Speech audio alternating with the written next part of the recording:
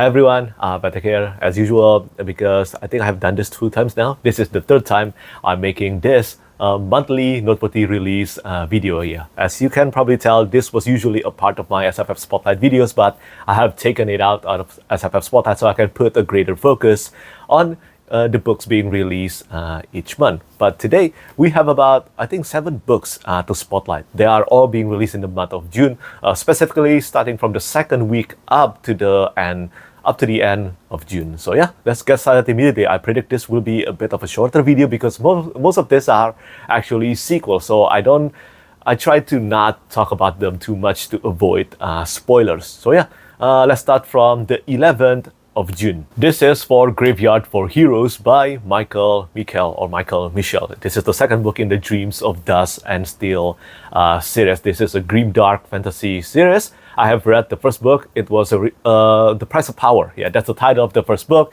And it has received a new cover art as well. And if you have watched my SFF Spotlight episode, then you know, or maybe follow my Twitter, then you have seen the cover art of the 3rd book as well, The Banners of Red. If you want to know my full thoughts regarding The Price of Power, about the character-driven grimdark fantasy novel, you can check that out on my Goodreads or on my blog at Novel Notions, even though I really need to update that blog with reviews as well. But it is a good start if the remaining books, Graveyard for Heroes, The Banners of Red, and maybe the last 2 books in the series, it will be a 5-book series. They are better than The Price of Power, then I'm in for a great reading experience. I definitely will be reading Graveyard for Heroes as well. And then on the 16th of June, we have the 3rd and the final book in the Age of Uprising series. And the title is The Engines of War by R.S. Foote. So for this one, I know nothing about it except that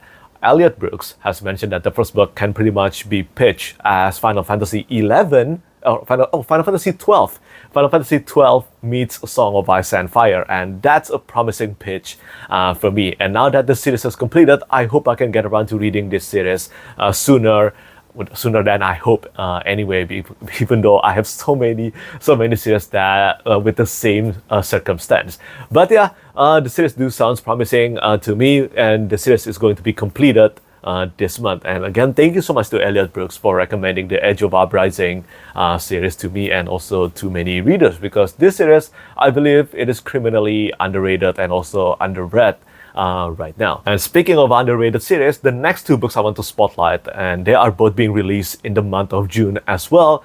Well, these are technically sequel to a book that I really love. The first one is Paved with Good Intentions by Peter McLean. This is a standalone sequel to the War for the Rose Throne series, one of my top favorite grimdark fantasy series of all time.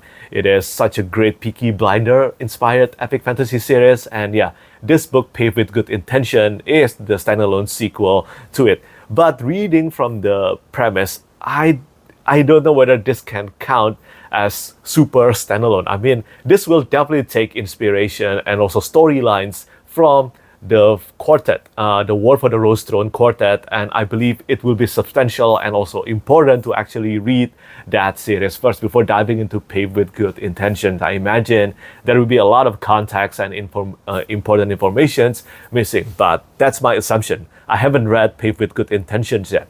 I'm not too much of a fan of this cover art here because this uses a real person, but you know what? I think the content will matter the most. I really love War for the Rose Throne series, and I hope this book will live up to the quality of that quartet. And then still on the 19th of June, we have Return of the Sistah Samurai. This is the sequel to Sistah Samurai by Tatiana, one of my favorite samurai novella. And this one, the cover art is done by Felix Ortiz, and it features, I think, a summer theme to the cover art. The first one features a spring theme. So there, I assume there will be 4 themes and also 4 books in the series, and I look forward to reading this one. I hope this will be as fun and also as engaging as Sistah Samurai. The voice in Sistah Samurai, the narration is just incredibly distinct, and I love how the author combined Black culture and also manga in one book. It's so good. It was so good, and I hope the return of the Sistah Samurai will be even better. And then on the 21st of June, still on the topic of standalone sequel,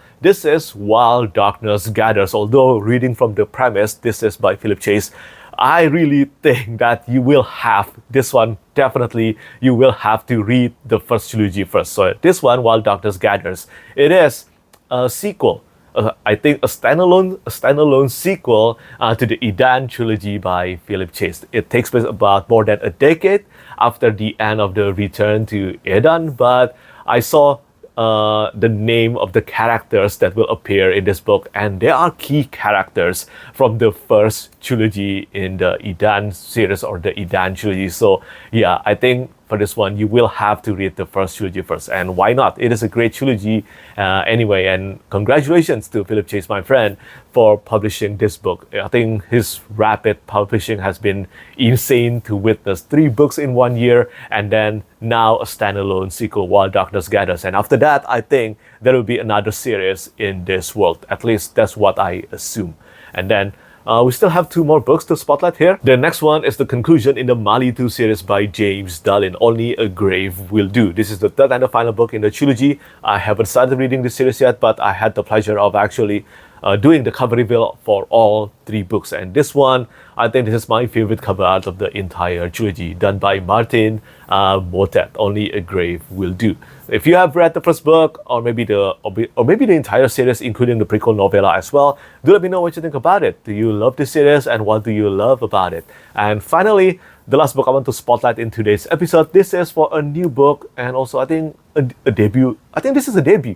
Yeah, it is a debut book, and the title is The Last Vigilant by Mark Latham. And as you can see from the cover art here, it is very reminiscent of Eye of the World by Robert Jordan, the first book in the Wheel of Time series. When I saw the cover art, and also many people have mentioned the same thing, the cover art instantly reminded all of us of the Eye of the World. And I think the book might have the potential to actually, well, convey that classic fantasy feeling. And this is the premise of the book. Magic is forgotten, honor is no more. From the darkness, a legend will return. War between once peaceful nations is on the horizon, and the child of a powerful ally is missing.